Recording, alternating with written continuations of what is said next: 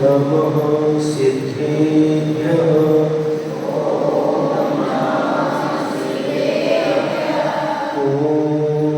नमः सिद्धेभ्यः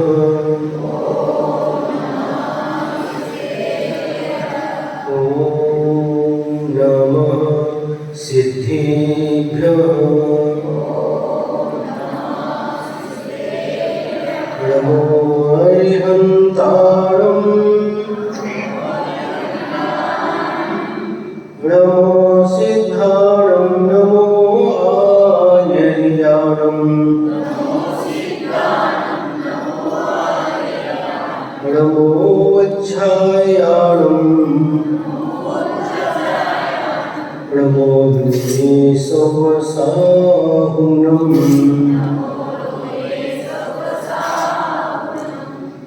सन्मतिको मम नम नमो मम मति सन्मति होय सुर नर पशु गति सममिति गति पंचम गति होय भान रहित मुझे भारती कर दो सहित सुभाल कौन संभाले माँ बिना ओ मायह मुनिबाल तरण विद्या सागर गुरु तारो मुझे शीस करुणा करो कर से दो आशीष। जय बोलो पंच परमेष्ठी भगवान की 24 तीर्थंकर भगवान की 10 लक्षण महापर्व की उत्तम आर्यों धर्म की चारित्र चक्रवर्ती आचार्य श्री शांति सागर जी महाराज की गुरु नाम गुरु आचार्य श्री ज्ञान सागर जी महाराज की दीक्षा प्रदाता परम पूज्य परम उपकारी आचार्य गुरुवर श्री विद्यासागर जी महाराज की वर्तमान आचार्य श्री समय सागर जी महाराज की निर्यापक श्री नियम सागर जी महाराज की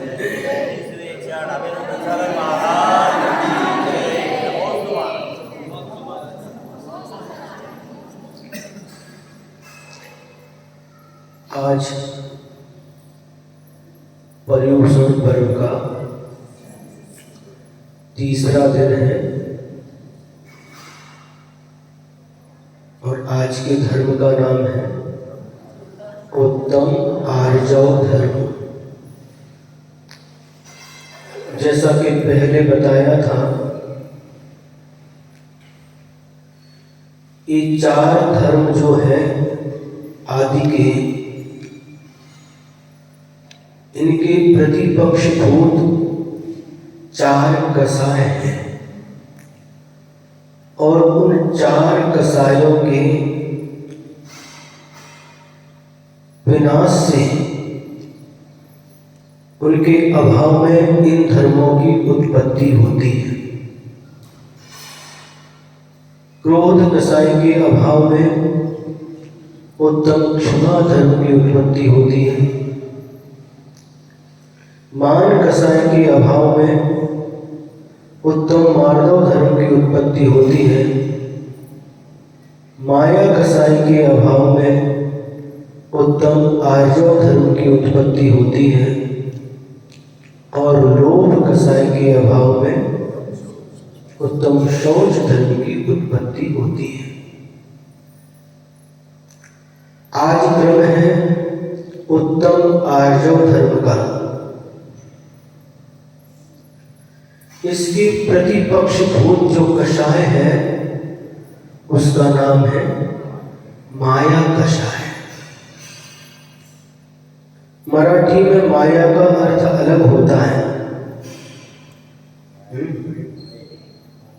माया का मतलब प्रेम होता है, लाड़ होता है, लेकिन यहाँ पर जो माया कसाय है उसका अर्थ प्रेम नहीं है, लाड़ नहीं है, किंतु इसका अर्थ क्या है?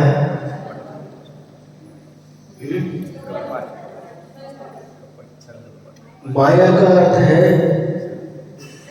छल कपट। माया का अर्थ है दूसरे को ठगना, धोखा देना। माया का अर्थ है मन में कुछ एक है,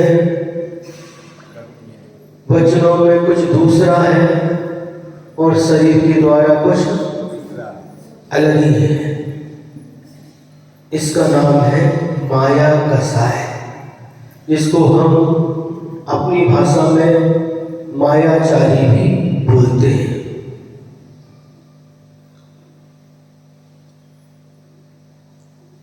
माया का अर्थ है वक्रता। माया का अर्थ है कुटिलता। माया का अर्थ है टेढ़ापन।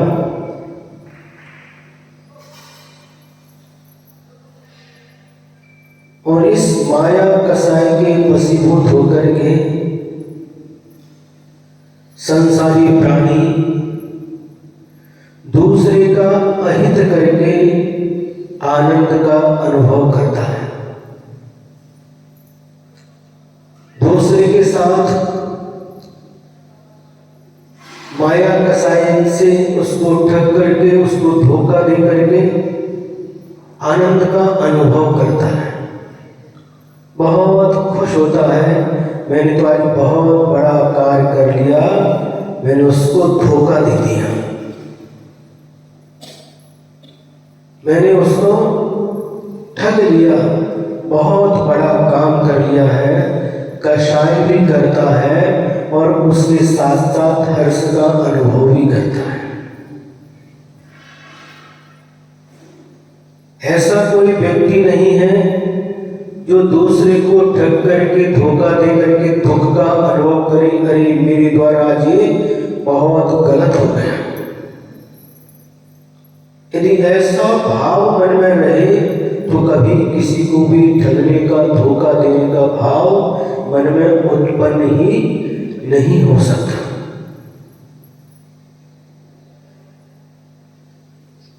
लेकिन जो दूसरे को ठगता है, दूसरे को धोखा देता है मायाचारी पूर्वक, वह यह नहीं समझता कि इस माया कसाई के कारण से मैंने दूसरे को तो धोखा दे दिया, दूसरे को ठग लिया, लेकिन अपनी आत्मा को भी हमने बहुत बड़ा धोखा दिया है।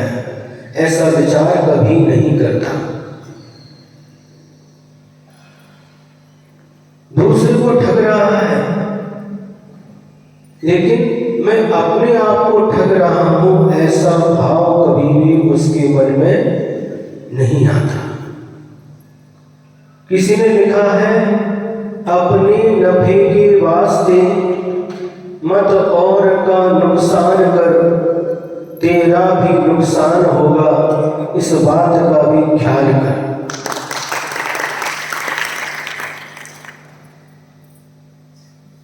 अपने नफे के वास्ते, नफा समझते हो, फायदा, प्रॉफिट। अपने नफे के वास्ते मत और का नुकसान कर। तो अपना फायदा देखता है, लेकिन अपने फायदे को देखते हुए, अपना फायदा हो रहा है यह समझते हुए किसी दूसरे का नुकसान मत कर। नुकसान समझते हो? नुकसान को क्या बोलते हैं? टोटा। हाँ, दूसरे का घाटा मत कर, दूसरे का टोटा मत कर। तो अपना नफा देखता है तो देख, कोई बात नहीं, लेकिन अपने नफे के लिए किसी दूसरे का नुकसान मत कर, टोटा मत कर। तेरा भी नुकसान होगा। तो दूसरे का नुकसान कर रहा है तो निश्चित रूप से तेरा भी नुकसान होगा, इस बात का भी ख्याल कर। लेकिन हम ये ख्याल नहीं करते, दूसरे का नुकसान करते हैं। हमें क्या, हमारा फायदा हो रहा है, बस हमें दूसरे से क्या मतलब है।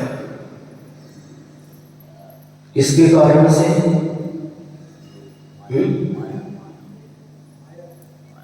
मायाचारी करता है? दूसरे के नुकसान की तरफ ध्यान नहीं देता। उसके भी बाल बच्चे हैं, उसका भी परिवार है, उसका भी पालन पोषण होना चाहिए, उसको देखता ही नहीं, अपना ही फायदा देखता है और दूसरे के नुकसान की तरफ कोई भी ख्याल नहीं करता। आचार्य कहते हैं कि तुम दूसरे को धोखा दोगे तो निश्चित रूप से तुमको भी धोखा मिलेगा, आज नहीं तो कल। दूसरे को ठगोगे तो तुम भी ठगे जाओगे, निश्चित है। लेकिन संसारी प्राणी का इस ओर ध्यान नहीं जाता। वर्तमान में जो कर रहा है अपना फायदा देख रहा है, लेकिन इस फायदे के बाद भविष्य क्या होगा इसकी ओर उसकी दृष्टि नहीं रहती। भविष्य में हमारा कितना नुकसान होगा, कैसे कैसे पाप कर्मों का हम बंद कर रहे हैं इस मायाचारी के कारण से। दूसरे को धोखा दे करके, दूसरे के साथ अन्याय करके, अनीति करके हम कैसे कैसे कर्मों का बंद कर रहे हैं, ऐसा कभी भी उसके मन में विचार भी उत्पन्न नहीं होता। मात्र अपने नफे की चिंता करता है, अपने फायदे की चिंता करता है। ऐसा व्यक्ति इस कसाई से युक्त होता है और कभी भी वह दूसरे के हित के बारे में विचार नहीं करता। मेरा हित हो, मेरे परिवार का हित हो, मेरे कुटुंब का हित हो, बस यहाँ तक ही उसकी दृष्टि सीमित होती है। लेकिन जो महापुरुष होते हैं उनकी दृष्टि में वसुधैव कुटुंबकम, सारी वसुधा ही उनका कुटुंब हुआ करता है। सारी सृष्टि पर रहने वाला हर प्राणी उनका अपना होता है, अपने परिवार का होता है, अपने कुटुंब का होता है। ऐसा विशाल दृष्टिकोण हमें संतों के द्वारा प्राप्त होता है। जिनवाणी माँ का जब हम अध्ययन करते हैं तो जो हमारी संकुचित विचारधारा है वह छूट जाती है और हमारी विचारधारा विस्तार को प्राप्त हो जाती है। हमारी बात भले ही आपको समझ में आए तो ठीक है, नहीं आए तो पुनः समझाने का प्रयास करेंगे। कब तक? जब तक यहां पर है तब तक। तो हम लोग देखते हैं, जब कभी हम देखते हैं किसी ने हमारे साथ धोखाधड़ी की तो हमको कैसा लगता है? अच्छा लगता है? नहीं लगता। तो उस समय जब हम दूसरे को धोखा देते हैं उस समय भी यह विचार करना चाहिए, जब कोई मुझे धोखा देता है तो मुझे अच्छा नहीं लगता, मैं दूसरे को धोखा दे रहा हूं तो उसको भी अच्छा नहीं लगेगा। जब कोई मुझे ठगता है तो मुझे अच्छा नहीं लगता, मैं दूसरे को ठग रहा हूं तो दूसरे को भी अच्छा लगने वाला नहीं है। ऐसा विचार आता है। यदि ऐसा मन में विचार आए तो दूसरे को ठगने का, दूसरे को धोखा देने का भाव ही नहीं आएगा। आचार्यों ने लिखा कि जैसा व्यवहार तुम दूसरों से अपने प्रति चाहते हो वैसा ही व्यवहार तुम स्वयं दूसरों के प्रति करो। आप क्या चाहते हैं? दूसरों से क्या चाहते हैं? और जैसा व्यवहार तुम दूसरों से अपने लिए पसंद नहीं करते वैसा व्यवहार किसी के साथ भी मत करो। फिर एक बार बोलो, जैसा व्यवहार तुम दूसरों से अपने प्रति चाहते हो वैसा व्यवहार तुम सबके साथ करो, और जैसा व्यवहार तुम दूसरों से अपने लिए पसंद नहीं करते वैसा व्यवहार किसी के साथ भी मत करो।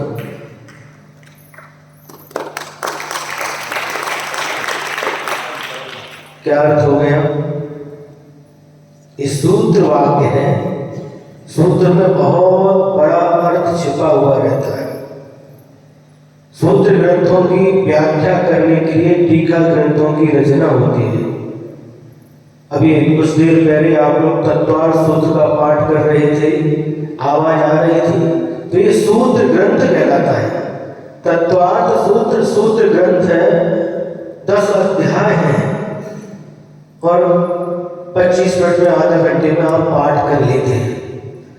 जब इसकी टीका लिखी गई तो आचार्य पूज्यपाद स्वामी ने सर्वप्रथम सर्वार्थ सिद्धि नाम की टीका लिखी। इसका विस्तार बढ़ गया और उसके बाद पुनः उसी को आधार बना करके, सर्वार्थ सिद्धि को आधार बना करके आचार्य अकलंक देव ने और विस्तार किया। उस टीका का नाम राजवार्तिक। इसके बाद में आचार्य विद्यानंदी महाराज जी ने भी और इसका विस्तार किया। उस टीका का नाम है श्लोक वार्तिक। और सुनते हैं आचार्य समंतभद्र महाराज जी के द्वारा भी इस तत्वार्थ सूत्र के ऊपर एक टीका लिखी गई थी जिसका नाम था गंधहस्ती महाभाष्य, लेकिन आज वह टीका उपलब्ध नहीं है।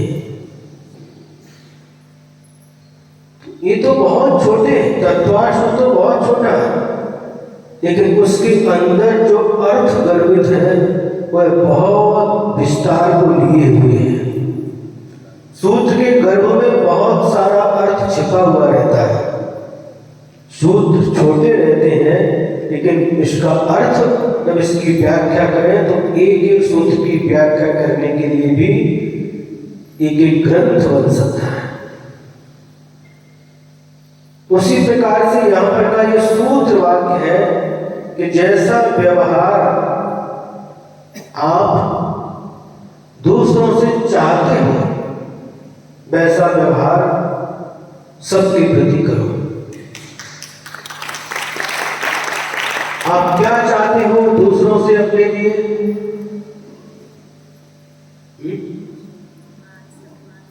हाँ, दूसरा हमारा सम्मान करे, चाहते कि नहीं? तो आप सबका सम्मान करो।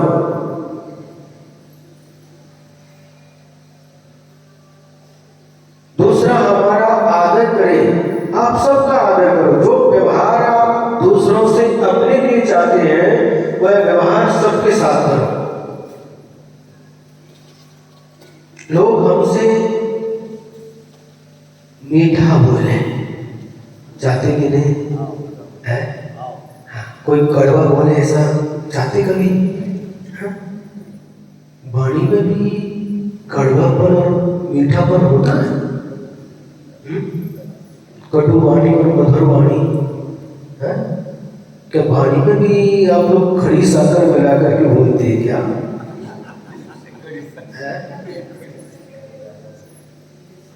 खड़ी साकर, मिश्री को आप लोग खड़ी साकर बोलते महाराष्ट्र में, तो वाणी में भी खड़ी साकर मिलाते तो मीठी हो जाती है। तो वाणी में कभी नीम के पत्ते मिला देते जिससे वाणी कड़वी हो जाती है। क्या होता है?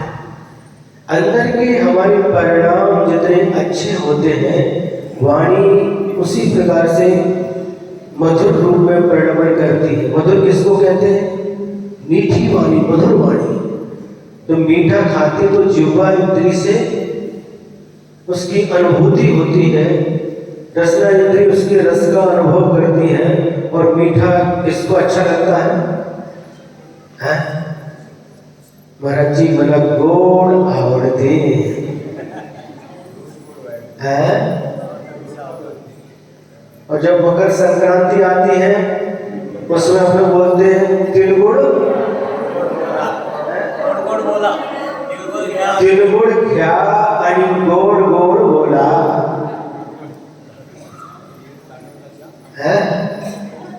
तिलगुड़ लो, तिलगुड़ देते हैं, और तिलगुड़ खाओ और गोड़ गोड़ बोलो।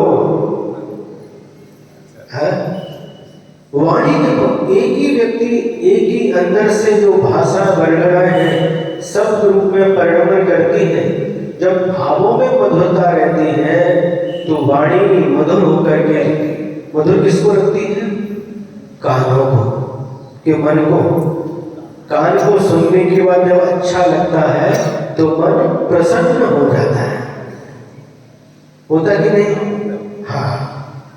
और जब वाणी में कटुता आती है, जब भावों में हमारी कटुता रहती है तो वाणी भी कटु बन करके, कटु मतलब कानों को सुनने में अच्छी नहीं लगती, तो मन भी हमारा उसको सुन करके क्या होता है? कलुषित हो जाता है। बिल्कुल सही बात है। इसलिए जो हमारे भाव हैं, मन के जो परिणाम हैं, अंदर के जो परिणाम हैं, उन्हीं में वास्तव में मधुरता और कटुता होती है। जब परिणामों में मधुरता रहती है तो वाणी भी उसी प्रकार से सामने वाले को कर्ण प्रिय लगती है और उसके मन को आह्लादित कर देती है।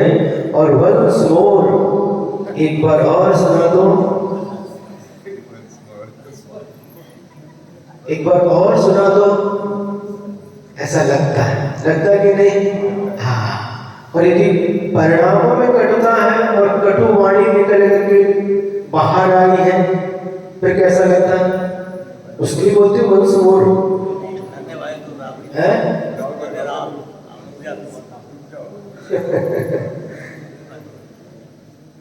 तो वाणी का भी बहुत बड़ा प्रभाव होता है। एक व्यक्ति है जिसको आंखों से दिखाई नहीं देता, ध्यान से सुनिए। एक व्यक्ति ऐसा है जिसको आंखों से दिखाई नहीं देता, और क्रम क्रम से 4 व्यक्ति वहां से गुजरते हैं।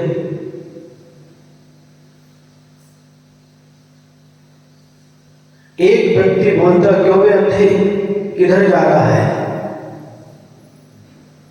सुना ना? क्यों बे अंधे, किधर जा रहा है? दूसरा व्यक्ति आता है, वो बोलता है, क्यों सूरदास जी, किधर जा रहे हो? तीसरा व्यक्ति आता है, दादाजी आप किधर जा रहे हो? चलो मैं आपको हाथ पकड़ करके वहां तक छोड़ देता। अब तीनों व्यक्ति की बातों में, वाणी में कितना अंतर है? जो क्यों भी अंधे किधर जा रहा है, जो ये शब्द बोल रहा है, उस व्यक्ति को सुनकर के कैसा लगेगा? तो जो व्यक्ति दादाजी कहाँ जा रहे हो, चलो मैं आपको छोड़ देता हूँ, ये सब सुनकर के कैसा लगेगा? तो अंदर के जैसे हमारे भाव होते हैं, जैसे परिणाम होते हैं, उसी प्रकार से ये भाषा का रूप लेकर के, वाणी का रूप लेकर के शब्द बाहर आ जाते हैं। एक शब्द घाव उत्पन्न कर देता है और एक शब्द घाव पर मल्हम, मल्हम समझते ना, मल्हम को लगाने जैसा घाव को भर देता है। शब्द से भी घाव होते हैं। है?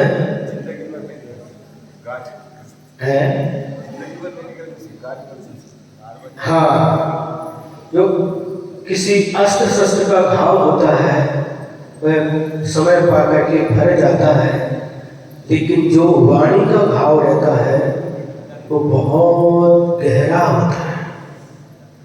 वाणी तो मुख से एक बार निकल जाती है, लेकिन सामने वाले को उससे जो पीड़ा होती है, जब भी वाणी तो एक बार निकल गई, लेकिन जब भी वह उसको याद आता है कभी पुनः उसको पीड़ा का अनुभव होता है। इसने मुझसे ऐसा कहा था। उसको देखते ही वह शब्द पुनः याद आ जाते, पुनः पीड़ा का अनुभव करता है। होता कि नहीं? होता है। वाणी के पास कोई हाथ पांव नहीं होते, लेकिन फिर भी वाणी का जो प्रभाव पड़ता है, वाणी का जो घाव होता है बहुत तीखा होता है, और कई बार तो जीवन के अंतिम क्षण तक वह उसको पीड़ा देता रहता है, अंतिम क्षण तक। और एक वाणी, एक शब्द दूसरे की पीड़ा के शमन के लिए कारण बन जाते हैं। जो पीड़ा को प्राप्त कष्ट में है, और थोड़े शब्द, 4 शब्द प्रेम से बोलिए, उसकी पीड़ा में कमी आ जाती है। आती कि नहीं? आती है। तो हमें भी अपनी वाणी पर नियंत्रण रखना सीखना चाहिए। जब कभी ऐसे मन में भाव कलुषित उत्पन्न हो गए, और उस समय जो वाणी निकलेगी निश्चित रूप से वो कटु होगी, कलुषता प्राप्त हो जाएगी, सामने वाले को उद्वेलित कर देगी। उस समय सबसे अच्छा यही है, शांत होकर के बैठ जाइए, मौन धारण कीजिए, उस समय बोलिए मत, क्योंकि उस समय आप बोलोगे तो आपके मुख से मधुर वाणी निकल ही नहीं सकती।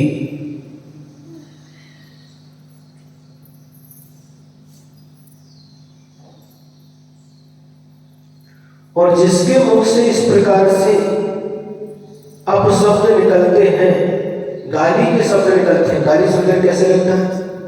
अच्छा लगता है? नहीं। सेवा, मराठी मध्ये सेवा है,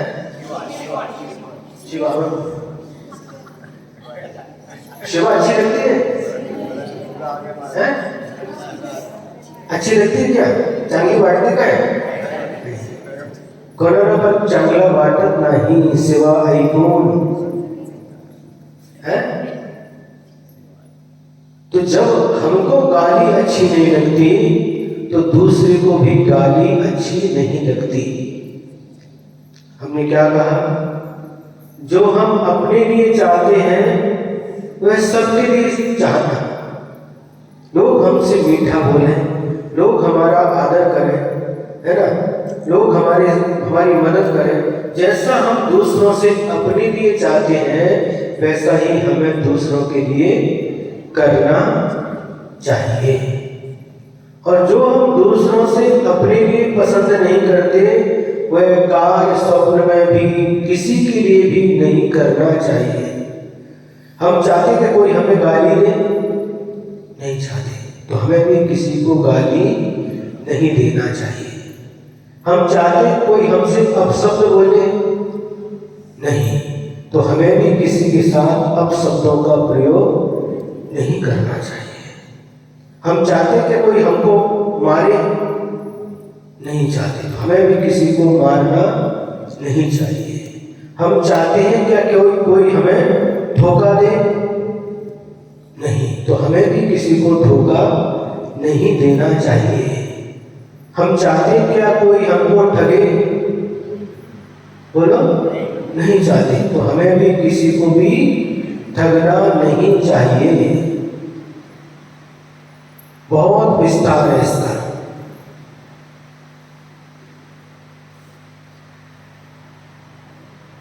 कोई हमारा बुरा करे, सब चाहते, नहीं चाहते, हमें भी किसी का बुरा नहीं करना चाहिए। जो दूसरों के प्रति इस प्रकार के जो कलुषित भाव होते हैं, वह उस आत्मा का स्वयं पतन करते हैं। सामने वाले का पतन हो या न हो, लेकिन उसके परिणामों के द्वारा उसका तो पतन नियम से होता है।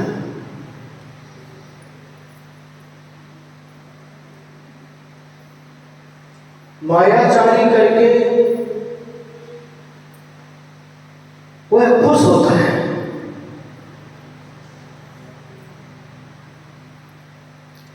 होता कि नहीं?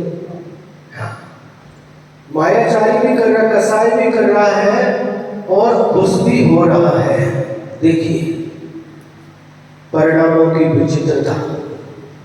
गलत काम भी किया और खुश भी हो रहा है, आनंद मना रहा है।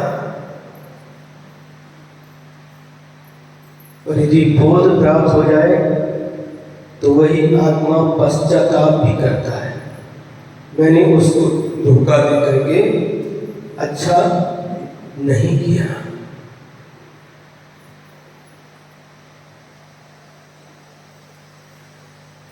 तो तीसरे नंबर की जो कसाय है, इसके द्वारा क्या होता है? त्रिंच आयु का बंध होता है। माया तैरज्ञो नस्य, मायाचारी करने से त्रिंच आयु का बंध होता है। क्या आप चाहते हैं कि आगे का जीवन हमें त्रिंच का प्राप्त हो?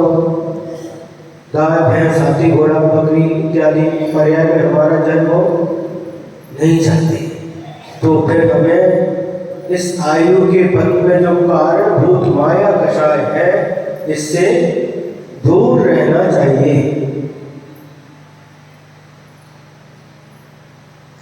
अब इस माया कषाय, ये चारों कषाय चार चार प्रकार की होती है। अनंतानुबंधी क्रोध, अनंतानुबंधी मान, अनंतानुबंधी माया, अनंतानुबंधी लोभ। उसी प्रकार से अप्रत्याख्यानावरण क्रोध, अप्रत्याख्यानावरण मान, अप्रत्याख्यानावरण माया, अप्रत्याख्यानावरण लोभ। फिर प्रत्याख्यानावरण क्रोध, प्रत्याख्यानावरण मान, प्रत्याख्यानावरण माया, प्रत्याख्यानावरण लोभ।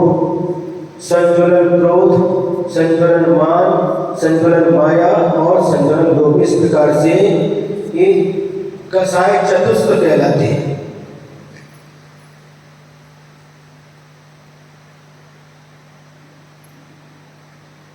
अनंतानुबंधी जो कसाय है, 6 महीने से ऊपर अनंत काल तक इसका संस्कार बना रह सकता है, मिथ्या के साथ होती है। और दूसरी जो अप्रत्याख्यानावरण है, सम्यक दृष्टि जीव की होती है, अधिक से अधिक उसका काल 6 महीने होता है। और प्रत्याख्यानावरण कसाय देश संयमी यानी पंचम स्थान वृत्ति को होती है। इसका उत्कृष्ट काल 15 दिन तक बस। और संज्वलन कसाय मुनि महाराज को होती है। मुनि महाराज को कसाय होती है? होती कि नहीं? होती है। कौन सी कसाय होती है? संज्वलन कसाय, इसका काल है अंतर मुहूर्त।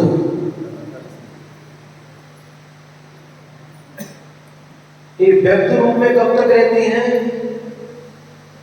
तो प्रवृत्ति के समय व्यक्त रूप में रहती है, लेकिन 10वें गुण स्थान के अंतिम समय तक सूक्ष्म लोक पाया जाता है, वहां पर ही अव्यक्त होता है।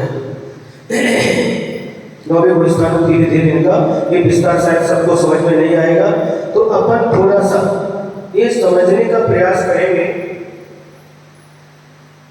क्या जो क्रोधी संज्ञा है, क्रोधी किसको कहते हैं? क्रोध को क्रोधी नहीं कहते। क्या?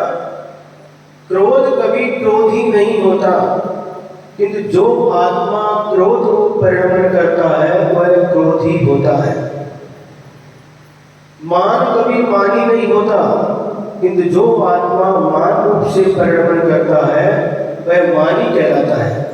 और जो आत्मा मायाचारी से परिणत होता है वह मायावी कहलाता है, मायावी।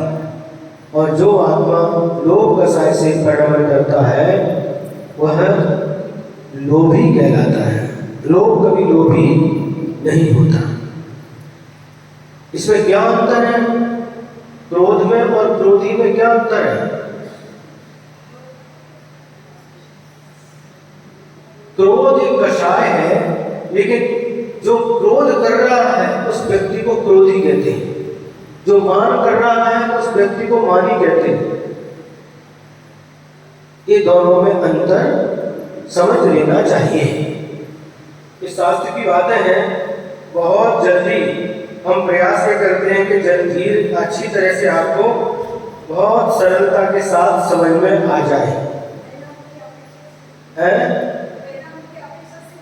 हाँ, परिणामों के पीछे क्रोध रूप जब परिणाम होगा तो क्रोध ही कहलाएगा, वही आत्मा ही क्रोधी कहलाता है जब क्रोध करता है।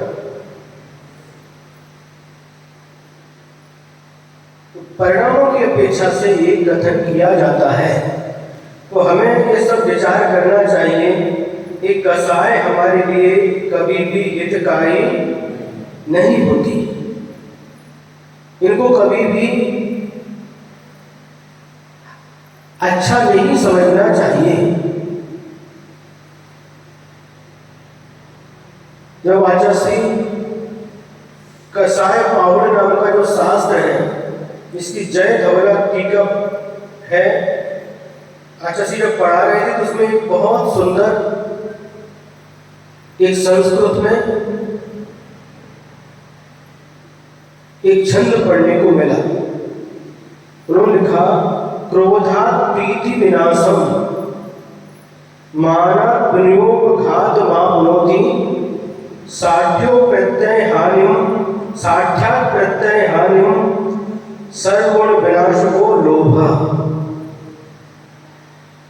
ये चार कषाय हैं और चारों कषायों से क्या परिणाम होता है ये इसमें बताया गया है। तो कहा, क्रोधात् प्रीति विनाशम, क्रोध करने से प्रीति मतलब प्रेम का नाश होता है। जब दो व्यक्ति के बीच में प्रेम होता है और उसमें से एक व्यक्ति यदि क्रोध करे उसके ऊपर, तो उसके अंदर जो प्रेम है उसका नाश हो जाता है, प्रेम घट जाता है, समाप्त हो जाता है। माना विनियोगघात माप्नोति, और मान कषाय से जो विनय नाम का गुण है वह उपघात को प्राप्त हो जाता है, समाप्त हो जाता है। क्योंकि कषायों के क्या क्या दुर्गुण हैं ये बता रहे हैं। क्रोध से प्रेम की हानि होती है, प्रेम का विनाश होता है, और मान से विनय गुण की हानि हो जाती है। और साक्षात प्रत्यय हानि, साक्षात यानी मायाचारी करने से प्रत्ययम हानि, प्रत्यय मतलब विश्वास की हानि हो जाती है।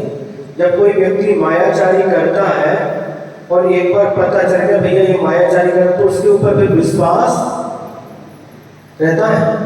कब हो जाता है? भैया इसने उस समय धोखा दिया था, इसका कोई भी भरोसा नहीं है।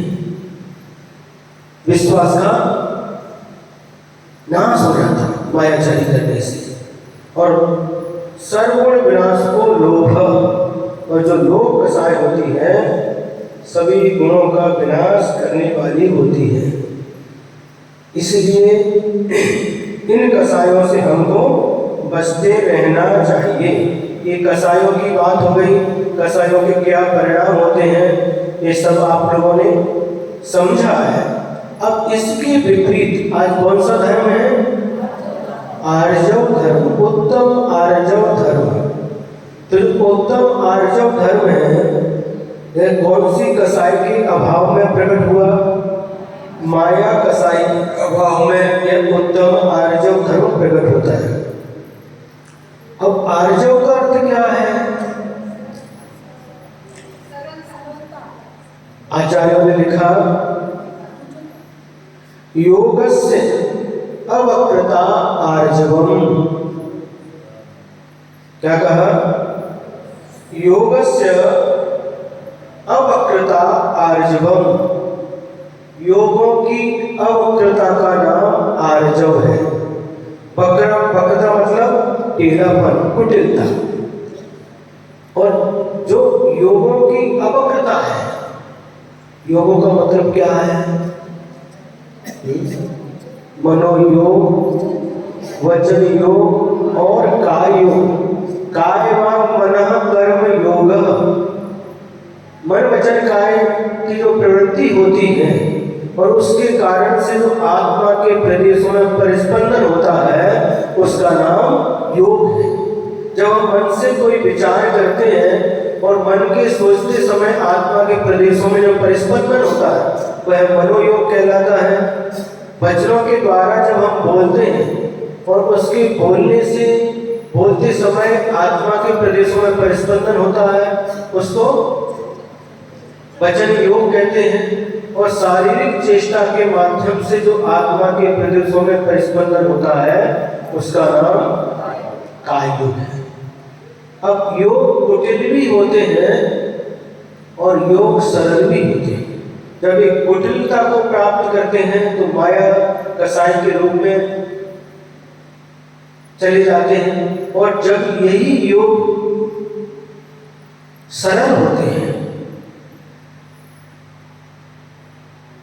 क्या मन वचन काय की चेष्टा, जब ये योग सरल मन जब हमारा सरल रूप परिणमन करता है, मन में सरलता, वाणी में सरलता और शारीरिक चेष्टाओं में भी सरलता, परिणामों की सरलता, सरलता कहो, ऋजुता कहो, सीधापन कहो, ये सभी एकार्थवाची है। तो अनादि काल से हमने कुटिलता का ही अनुभव किया है।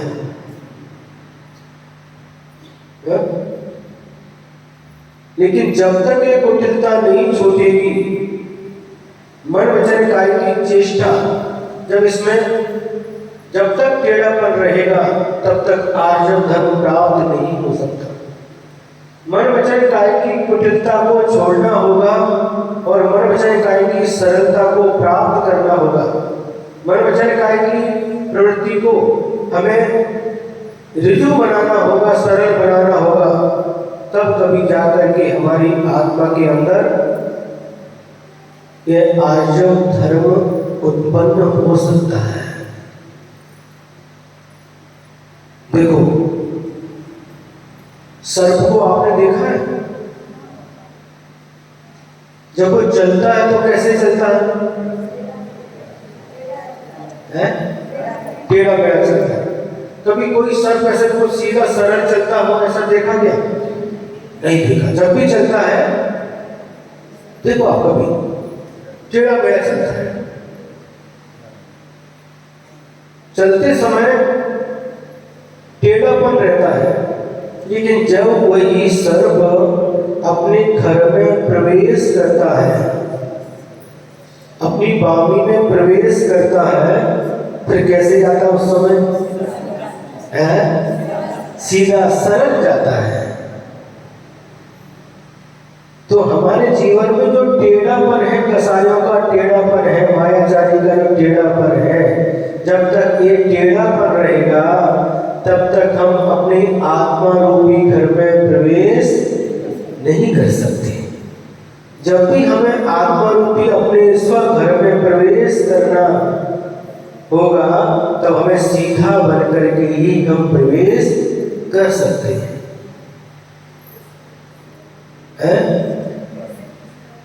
क्या हुआ? कैसे सीधा करना है? पुरुषार्थ करना, अभ्यास करना, अभ्यास करने से धीरे धीरे वह योगों में सरलता आएगी, और जब योगों में सरलता आएगी तो हम आत्मा में भी अपनी आत्मा रूपी घर में प्रवेश कर जाएंगे, करना सीख जाएंगे। जब तक टेढ़े मेढ़े रहेंगे, हमारा चाल चलन टेढ़ा मेढ़ा रहेगा, तब तक हम अपने अंदर प्रवेश नहीं पा सकते। एक और उदाहरण दिया गया है, शायद भगवती आराधना शास्त्र में पढ़ा था। धागा बोलते डोरा, और उसको पड़ा टेढ़ा मेढ़ा, और जब उसको दोनों छोर पकड़ करके ऐसा पकड़ लिया, एकदम सीधा हो जाता है। और जब उस धागा को जो सीधापन है, सरलता है, उसके लिए आटे धरती उदाहरण दिया। जब उस धागा को कभी आप लोग कपड़े फट जाते तो सीते हैं, जब धागा को उसके अंदर डालना हो, सुई के अंदर, है? कैसे डालते बताओ? है? कैसे डालते बोलो ना, है? हाँ, कैसा करते उसको? है? हाँ, कैसे करो? एकदम उसको ऐसे करके बिल्कुल फिर धीरे से उस सुई के जो छिद्र रहता है उसके अंदर उसको डाल देते। टेढ़ा मेढ़ा रहता तो जाता नहीं जाता। तो जो उदाहरण आपके जीवन में उपयोगी होते हैं, आप लोग करते रहते हैं, ऐसे उदाहरण यदि आपको दिए जाए तो बहुत जल्दी समझ में आ जाता है। शास्त्रों में उदाहरण दें तो बहुत, महाराज क्या ऊपर से जा रहा है, ऊपर से विमान से जा रहा है क्या? हाँ, विमान से बैठ कर किसी घर से जाकर के आए, ऊपर से जाकर पहुंचे भी विमान में बैठ के जा रहा है क्या? है? मतलब ऊपर से आ रहा, मतलब समझ में नहीं आ रहा है।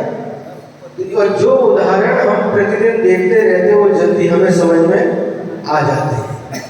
तो सरलता से आप लोग भी सरलता के साथ बैठ करके और उनको उस उदाहरण को सुन करके और उस उदाहरण पर ही अपन को नहीं रहना कि उदाहरण के माध्यम से क्या समझाया जा रहा है, उस वस्तु तत्व को समझना है। तो हम जब भी अपने अंदर प्रवेश करना चाहें तो कभी भी अंदर प्रवेश नहीं कर सकते जब तक टेढ़ापन रहेगा। हमने देखा था एक बार बीनावाला की बात है, और वहां पर आचार्य गुरुदेव के साथ में 3 चातुर्मास हुई। शायद ये 2007 की बात हो सकती है। वहां पर एक पक्षी ने जहाँ रुके थे रूम के बाहर एक दहलान था, और वहां पर एक मिट्टी का घर बनाया। काय का? मिट्टी का घर। और उसमें एक पक्षी, चिमनी, चिड़िया रहती, उससे भी छोटा एक पक्षी रहता था। हम देखते थे वो मिट्टी कैसे लाता, धीरे धीरे करके उसने एक वहां पर कोने में बना दिया और आकर के वो रहती थी उसमें। लेकिन उसमें से चोंच निकालती थी, चो चो करती थी, अपनी भाषा में कुछ बोलती थी, क्या बोलती थी वो तो अपन को समझ में नहीं आता था। और जब भी उसको क्या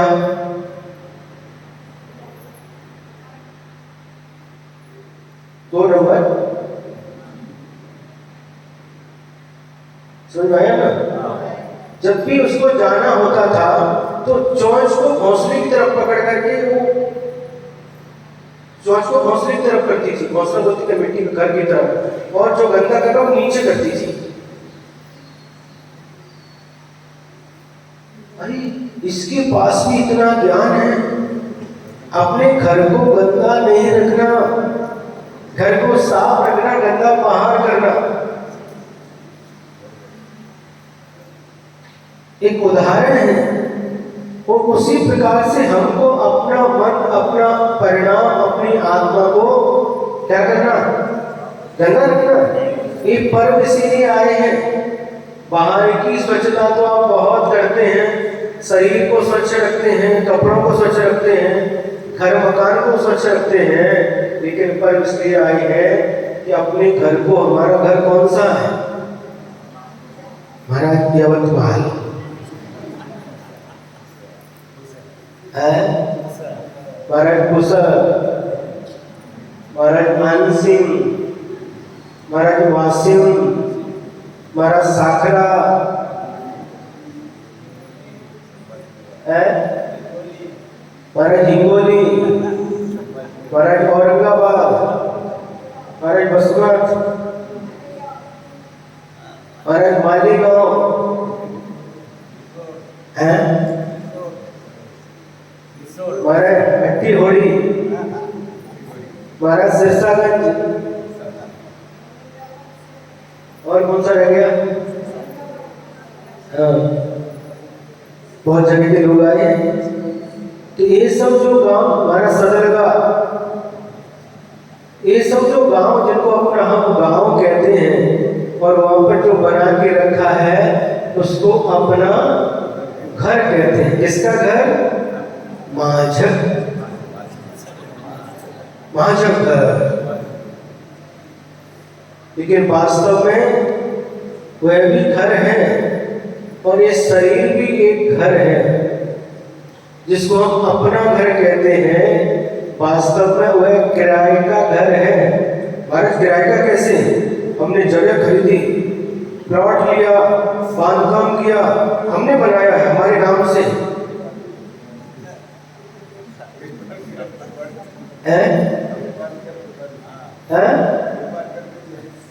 आपके नाम से है, ठीक है, तो इसको हमेशा लेकर के जाना चाहिए। ये किराए का घर है और ये शरीर भी एक घर है, ये भी किराए का घर है। एक दिन इसको खाली करके जाना पड़ेगा, इसको यहीं पर छोड़ करके जाना पड़ेगा। जो अपना वास्तविक घर है वो हमेशा हमारे साथ में रहना चाहिए। हमारी आत्मा उस शरीर रूपी घर में रह रही है। कब तक? जब तक आयु कर्म है। जितना किराया दिया है उतना ही रहने को मिलेगा, और जैसे ही किराया समाप्त, चलो है, यहाँ का दाना पानी पूरा हो गया, चलो चलना पड़ेगा। पुराना घर छोड़ दिया, नया घर, नाइक चौक,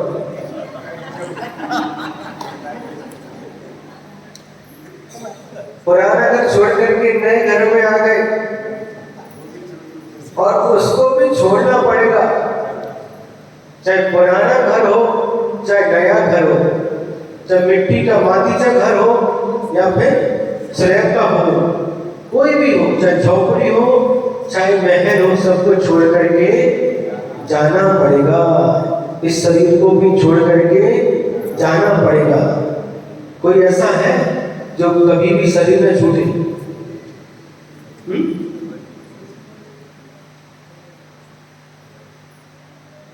एक व्यक्ति ने, अमेरिका की एक घटना है, करोड़ों अरबों रुपए लगा करके एक इमारत का निर्माण किया। बनाने में उसको 20 वर्ष लगे और सब एक से एक आलीशान वस्तु, लकड़ी हो, दरवाजा हो, खिड़की हो, जो जो घर में लगता है सब A1 क्वालिटी का बना करके तैयार किया। और जिस दिन गृह प्रवेश था, घर के अंदर जाना था रहने के लिए, क्या आप लोग वास्तु बोलते, क्या बोलते हैं?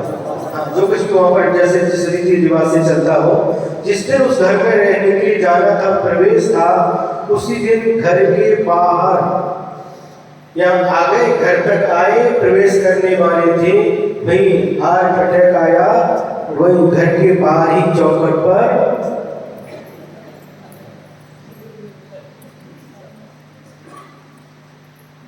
तो किसी ने वह दृश्य देख करके लिख दिया कि किसको खबर थी कि तुझे इस तरह सजाऊंगा मैं उस घर के लिए। किसे खबर थी कि तुझे इस तरह सजाऊंगा मैं और दुनिया देखेगी, मैं देख न पाऊंगा। फलाने व्यक्ति ने इमारत बनाई, फलाने व्यक्ति ने इमारत, दुनिया तो देखेगी, लेकिन रहने का एक दिन भी सौभाग्य नहीं मिला। चले गए, मेरा घर कह करके चले गए। घर के बाहर ही उनका मरण हो गया, शरीर इसको भी यहीं छोड़ करके चले गए। तो हम भी ऐसी घटनाओं से सीख लेना चाहिए। जिसको हम अपना घर कहते हैं, वास्तव में वह मेरा घर नहीं है। जो मेरा अपना घर है वह हमेशा हमारे साथ रहता है। किसी ने लिखा, हम तो कबहू न निज घर आए, पर घर फिरत बहुत दिन बीते, नाम अनेक धराए। दूसरों के घर में रहते रहते बहुत दिन बीत गए, अलग अलग नाम धराए, शरीर अलग अलग प्राप्त हुआ, अलग अलग नाम धराए, लेकिन हम तो कबहू न निज घर आए। निज माने अपने घर में, आत्मरूपी घर में कभी भी हम नहीं गए, लेकिन जो घर बना के रखे हैं, पर घर है, उनमें फिरते फिरते अनंत काल व्यतीत हो गया।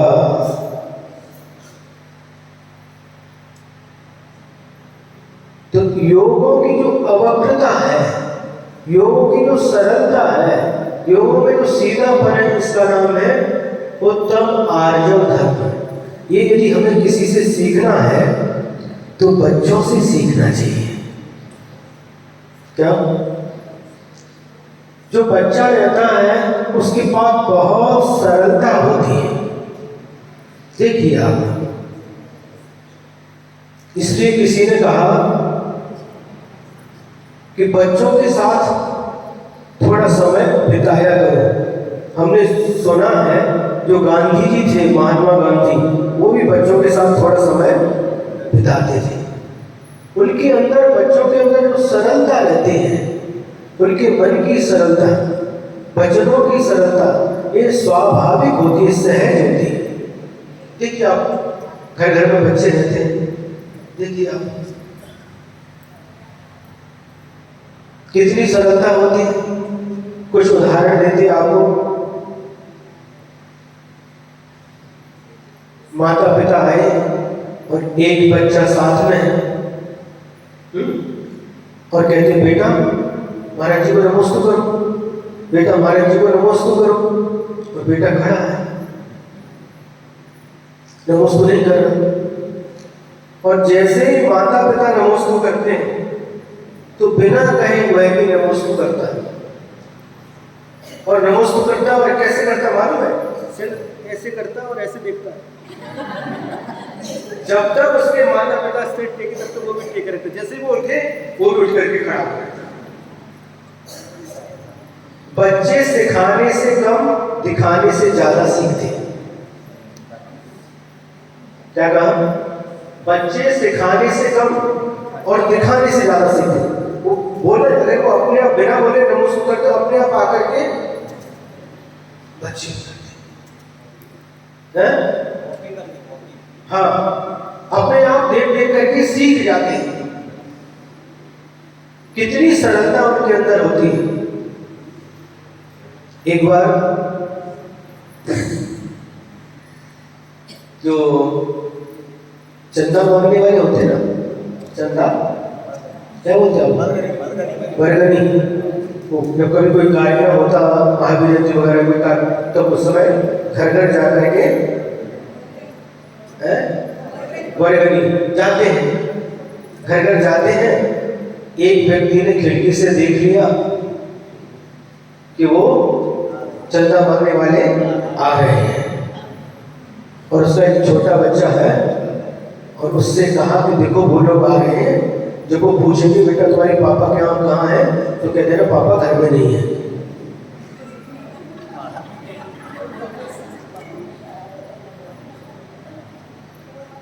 ठीक है, और वो अंदर जाकर के बैठ गए। देखो सरलता का उदाहरण बता रहे हैं।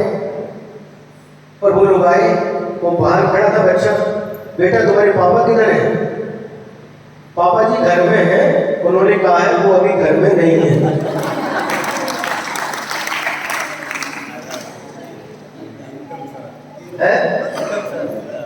क्या?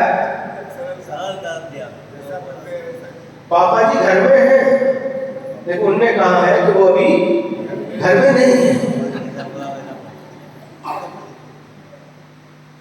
सरल रहता है, बच्चे सरल रहते हैं, लेकिन आप लोगों की संगति के कारण बड़ों के साथ रह करके उनमें भी टेढ़ापन आ जाता है। कोई भी बच्चे देख लो, बहुत सरल होते हैं, स्वभाव से सरल होते हैं, कोई भी मायाचारी उनके अंदर नहीं रहती, क्योंकि माया कसाय का अभाव हो गया। माया कसाय तो है, लेकिन उसका जो प्रयोग है वह नहीं कर सकते, नहीं करते।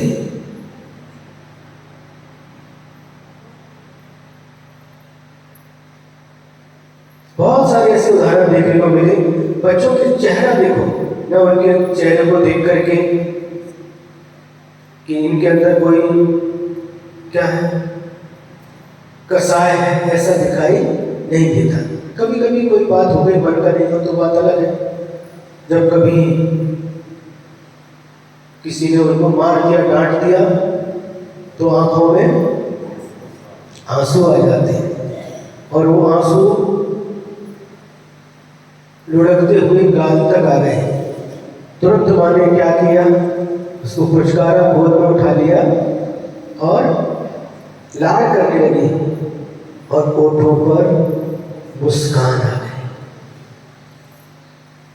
अभी आंखों के आंसू अभी सूखे नहीं है, गाल पर भी आंसू की बूंद दिख रही है, लेकिन जैसे माँ ने लाड किया ओठों पर मुस्कान। कितनी जल्दी बच्चे भूल जाते हैं, कितनी जल्दी भूल जाते हैं। एक साथ आंसू भी और मुस्कान भी। बड़ों के चेहरे पर देखा कभी है? दोनों एक साथ देखा कभी? क्यों हंस रहे आप लोग? आप लोग हमारा प्रवचन सच सुनकर के हंसते क्यों है?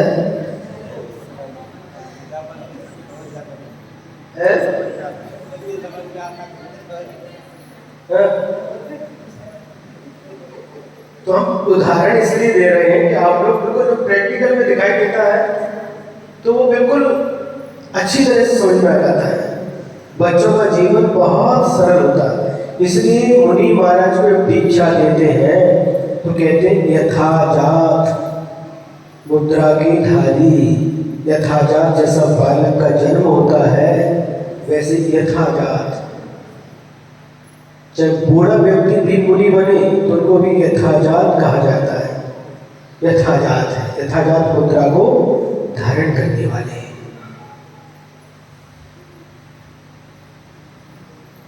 तो हमें भी उन बच्चों से सीखना चाहिए। सरलता सीखना है तो बच्चों से सीखना चाहिए,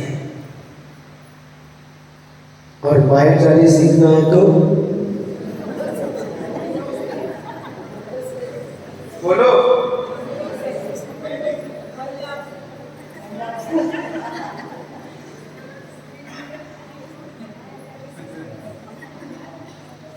समझ गए ना?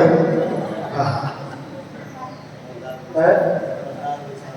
मायाचारी को उदाहरण देना है, देना क्या?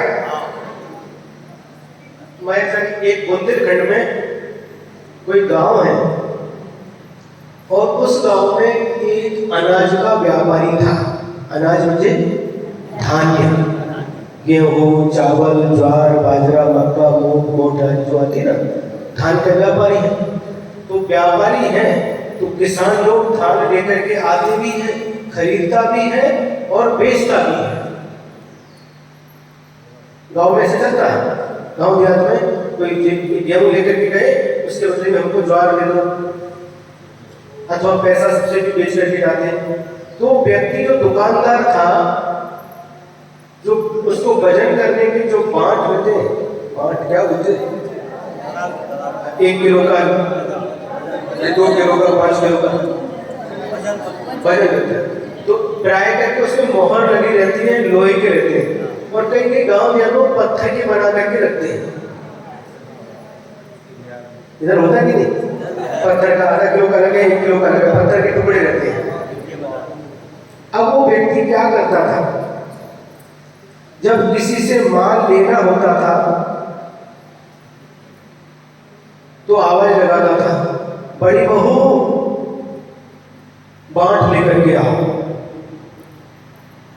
बांट लेकर के आती थी, ये दौड़ करके उसको माल को खरीदता था। और कभी बोलता था, छोटी बहू बांट लेकर के आओ।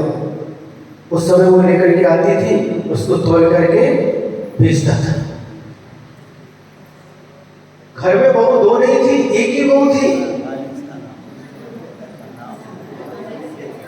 उसके घर में बहू मंजे सोन बाई, बहू दो नहीं थी, घर में बहू एक ही थी। लेकिन जो पांच थे,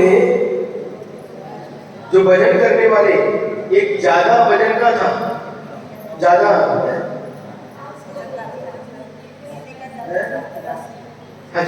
ज्यादा था उसका।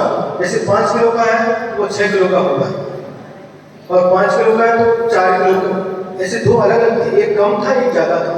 जब किसी का माल लेना होता था, बहू को उसने शिक्षण दिया था, प्रशिक्षण दिया था। जब भी हम बड़ी बहू कहेंगे तो बड़ा वाट लेकर के आना, और जब छोटी बहू बोलेंगे तो छोटा वाट लेकर के आना। बहू घर में एक ही है। जब माल खरीदना है तो बोलता था बड़ी बहू बांट लेकर के आओ, तो बड़ा जो बांट था, मतलब जो उसका माप था उससे ज्यादा था, वो लेता था, उससे तोड़ करके लेता था। 5 किलो का 6 किलो लेकर के रखता था, और जब देना हो तो 5 किलो की जगह 4 किलो देता था। छोटी बहू बांट ला, इसको कहते हैं मायाचारी। उदाहरण कैसे?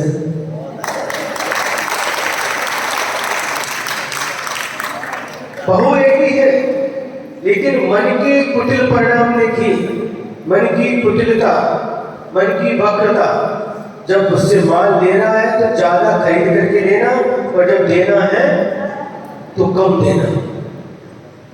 इसका नाम है मायाजाली, इसका नाम है छल कपट, इसका नाम है धोखा।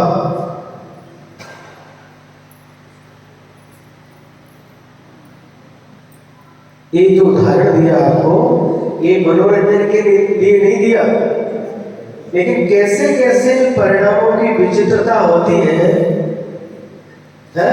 कैसे कैसे आत्मा के अंदर भाव उत्पन्न होते हैं, ये इसका उदाहरण आपको दिया गया है। एक उदाहरण के माध्यम से विषय आपको अच्छी तरह से समझ में आ जाए, इसलिए उदाहरण दिए जाते हैं, और कोई बात नहीं है। उदाहरण से मनोरंजन की नहीं है, लेकिन ये वास्तविकता क्या है, कैसे कैसे हमारे आत्मा के परिणाम होते हैं, किस प्रकार से हम दूसरे के साथ छल करते हैं, धोखा देते हैं, और उन परिणामों के द्वारा अपनी आत्मा को कर्मों के बंधन से बांध देते हैं।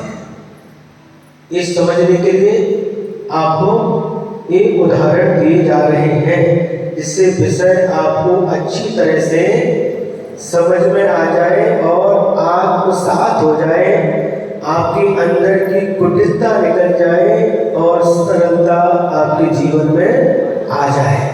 बस यही अपना प्रयास है।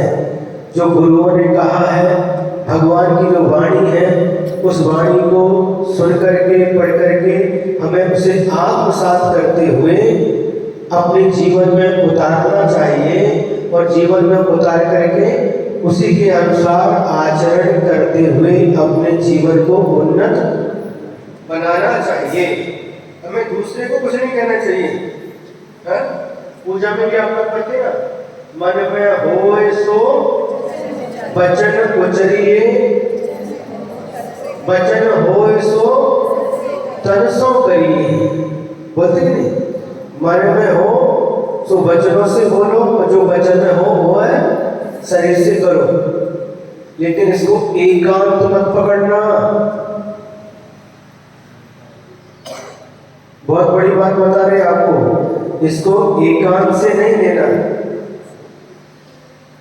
मान लो आपके मन में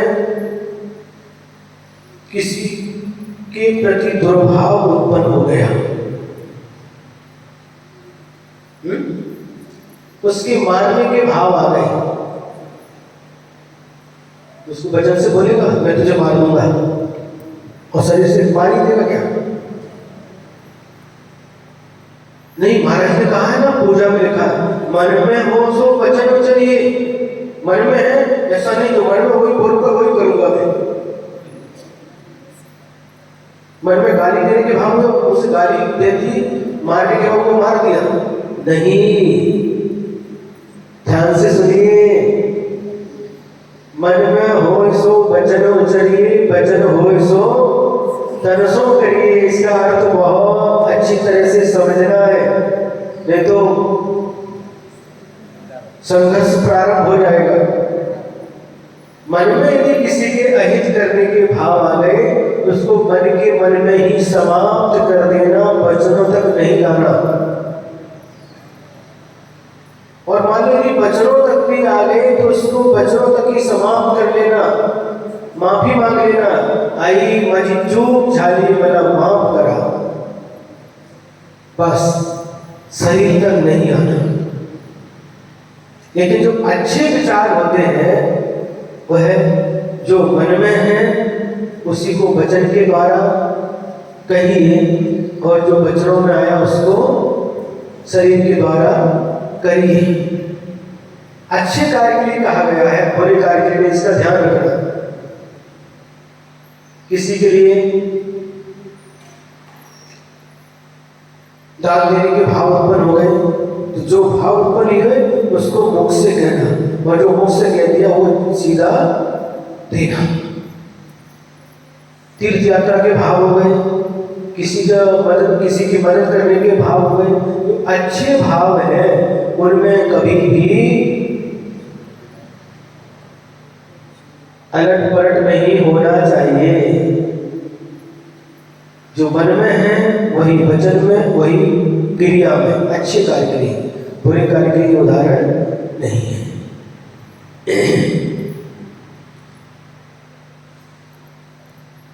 ये ऐसे धर्म है जब इनकी व्याख्या करने के लिए मन बनाते हैं तो विस्तार कैसे बढ़ता जाता है हमें भी पता नहीं चलता।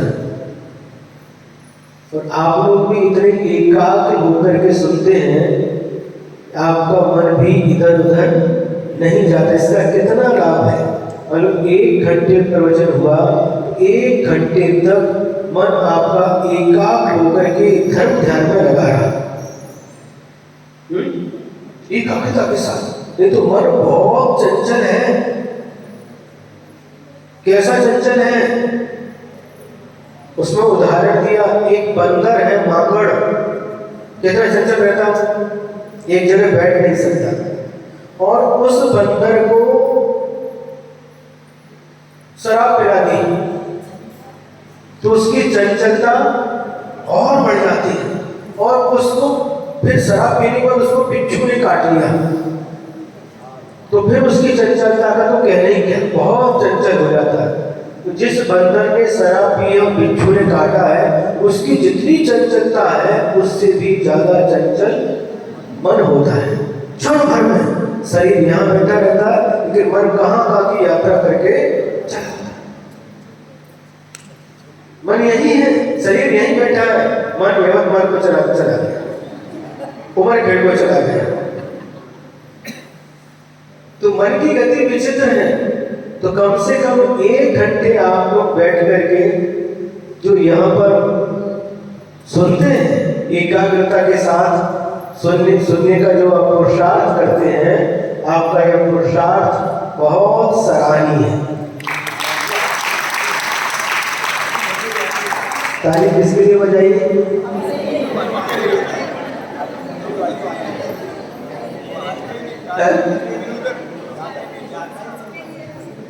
अपने लिए, क्योंकि अच्छा कर, ठीक, बहुत अच्छा, अपने कार्य की भी अनुमोदना करनी चाहिए। तो ये जितनी एकाग्रता हमारी होगी, हम देखते हैं प्राय करके 1-2 लोगों को छोड़ दें तो हमारी क्लास में और हमारे प्रवचन में किसी को नींद नहीं आती। हमने देखा, कई बार देखा है, एक आध लोग कभी ज्यादा उनको निद्रा क्रम का उदय आ गया, निद्रा प्रचरा तो आ गया तो अलग बात है, लेकिन प्राय करके हमारी सभा में किसी को नींद नहीं आती। ये बहुत अच्छी बात है।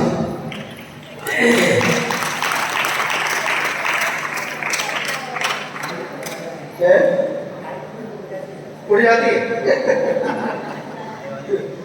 भाई को सर बोले नींद आ रही है तो भी उड़ जाती है, उड़ जाती पंखे उसको है? पंखे क्या एक नंबर में भी नहीं जाती लोग, आप एक नंबर में नहीं जाती है?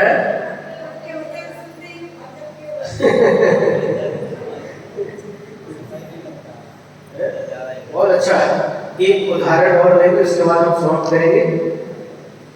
गुरु महाराज जी से एक कथा उनके प्रवचन में कई बार सुनी है, और वही कथा आज के प्रसंग पर आपके सामने रखने का प्रयास करते हैं। एक मुनि महाराज जी हैं, और उन मुनि महाराज को कोई रोग हो जाता है, असाता कर्म की वजह से उनको भी रोग उत्पन्न हो जाता है। और जब उनको रोग उत्पन्न हो जाता है तो जो श्रावक थे हैं, श्रावक लोग क्या करते हैं, अच्छे श्रावक थे, वो देख करके अच्छे वैद्य जी को लेकर के महाराज जी के पास लेकर के आते हैं। वैद्य जी महाराज जी की नाड़ी इत्यादि का परीक्षण करके अच्छी औषधि बना करके उन सेठ जी को दे देते हैं, और सेठ जी बहुत चतुरता के साथ में, बहुत कुशलता के साथ में मुनि महाराज को आहार में वह औषधि देते रहते हैं। और उस औषधि के प्रभाव से उन मुनि महाराज का जो रोग था वह समाप्त हो जाता है, समाप्त हो जाता है। जो उसका कोर्स था वह कोर्स पूर्ण होते ही वह रोग बिल्कुल समाप्त हो जाता है।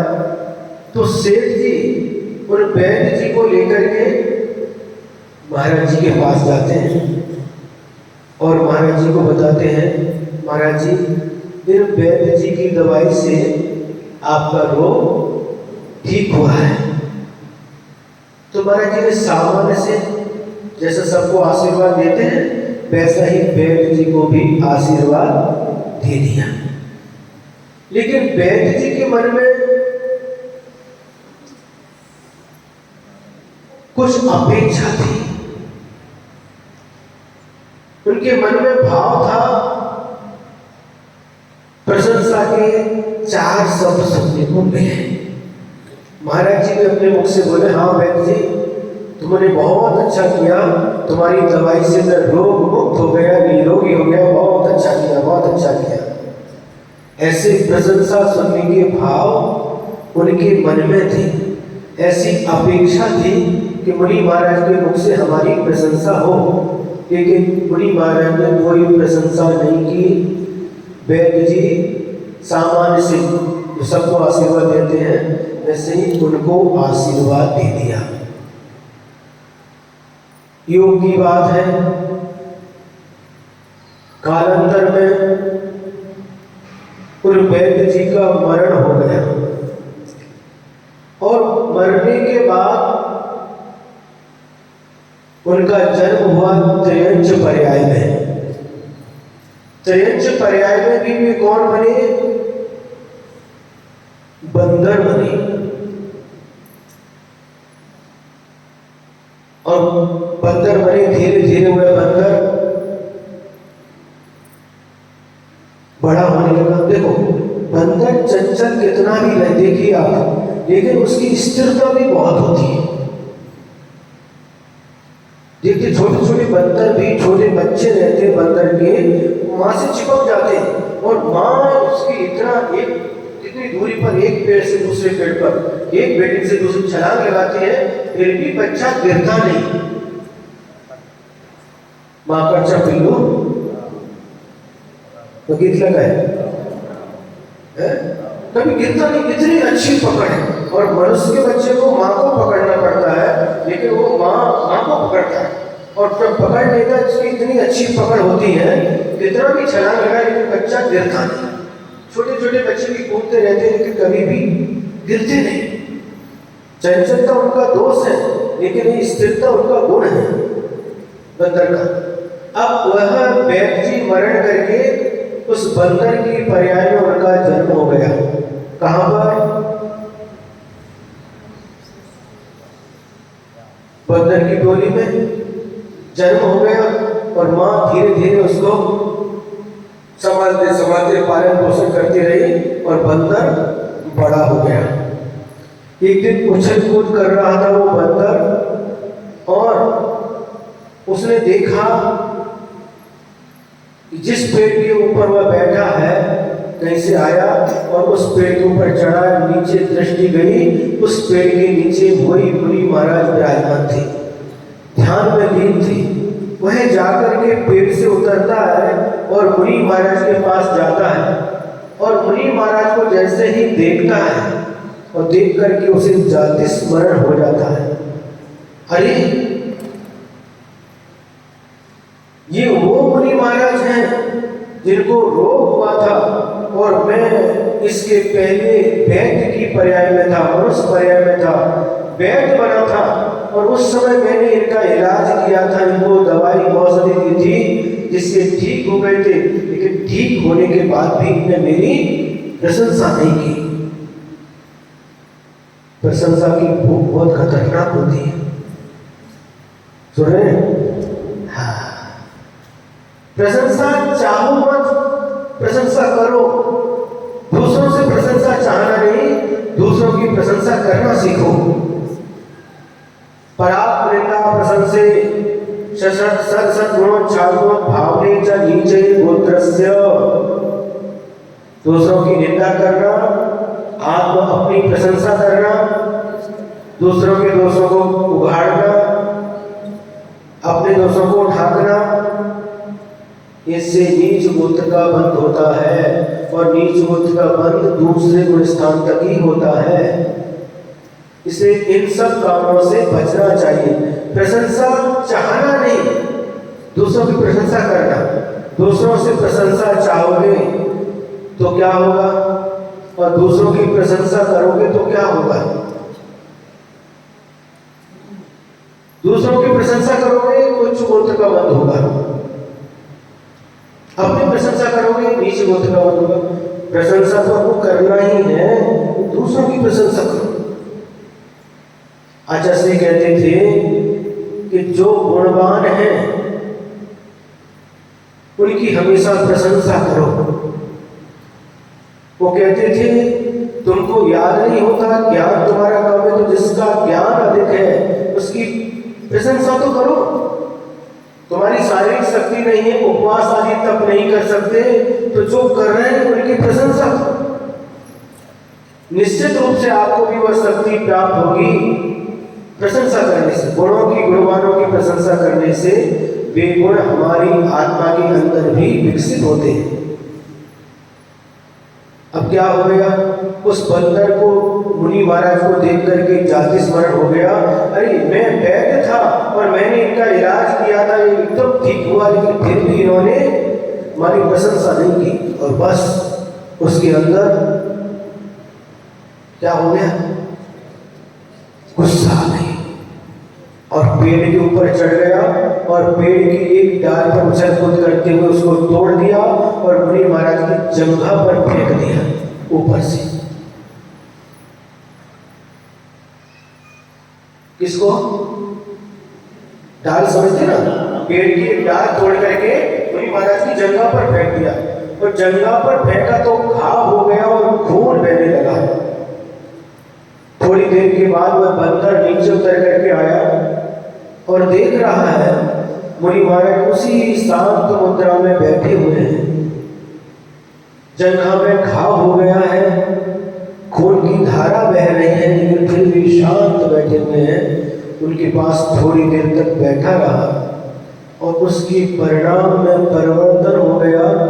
वह विचार करता, मैं बंदर, अरे जब मैंने इनको औषधि दे करके ठीक किया था तब भी उन्होंने कुछ नहीं कहा था, और आज जब इनकी जान पर मैंने डाल फेंकी, इनको चोट पहुंचाई, फिर भी वो वैसे ही बैठे हुए। और ये सब देख करके उसके मन का परिवर्तन हो गया, परिणाम बदल गए। पहले का वैद्य तो था ही, थोड़ी देर बैठा लेकिन कोई भी प्रतिक्रिया नहीं देखी मुनि महाराज से। उसके परिणाम भी बदल गए। और उसने क्या किया, पूर्व भोग में जो वैद्य था उसको जातिस्वर्ण हो गया था, तो गया और किसी जो पेड़ के या घास के पत्ते लेकर के आया, उसको पता था, और उस डाल को हटाया और उसको जो पत्ते थे जो औषधि के रूप में, उनको मुनि महाराज के घाव में भी लगा दिया। अब बंदर की पर्याय क्यों मिली?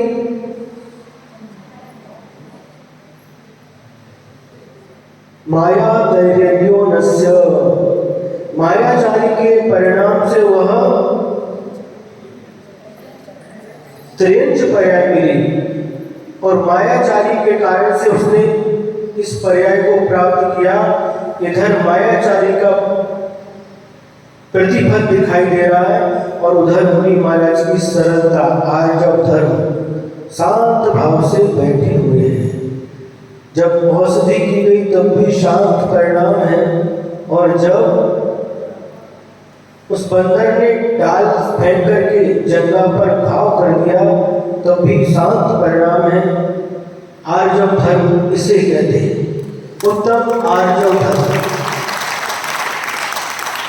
उस समय भी सरलता है, समता है, और आज भी सरलता और समता है। उन मुनि महाराज की इस सरलता को देख करके, उनकी समता को देख करके उस वानर के, उस बंदर के भाव भी बदल गए। आप नर हो, वो वानर था, लेकिन उसके परिणाम भी बदल गए। ये घटना सत्य घटना है, आचार्य के मुख से कई बार सुनी थी, शास्त्रों की घटना है। मतलब उस त्रेंच पर्याय में जाने के बाद भी जब मुनि महाराज की सरलता देखी तो उनको देख करके उस बंदर ने भी अपनी कुटिलता के परिणामों को छोड़ दिया। उसके अंदर भी उस सरलता का प्रभाव पड़ा। तो सरलता का प्रभाव अवश्य पड़ता है, और पड़े या न पड़े, दूसरे के ऊपर प्रभाव बनाने के लिए हमें सरल नहीं बनना, किंतु वास्तव में हमारा स्वभाव सरल है। हम जितने सरल बनेंगे, जितने सरल बनेंगे, उतने ही यह धर्म हमारे अंदर प्रकट होगा, और जितने हम कुटिल बनते जाएंगे उतनी ही माया का साय हमारे ऊपर अधिकार जमा लेगी। हमें क्या करना है? बोलो, सरल बनना है। सरल बनना है तो एक आत्मा में अनादिकाल के संस्कार होने से हम एकदम तो नहीं कर पाते, लेकिन धीरे धीरे यदि अभ्यास किया तो हम भी अपने जीवन में उस सरलता को प्राप्त कर सकते हैं। प्रयास कर सकते हैं। प्रयास करने पर होगा, ठीक है, 100% नहीं होगा, 10% तो होगा, 5% तो होगा। तो ये जो संस्कार आत्मा के ऊपर पड़ेगा, आज इस जीवन में मान लो हमने 10% कर लिया, तो आगे के जीवन में हम 100% भी कर सकते हैं। लेकिन प्रयास ही नहीं करेंगे तो क्या होगा? क्या होगा?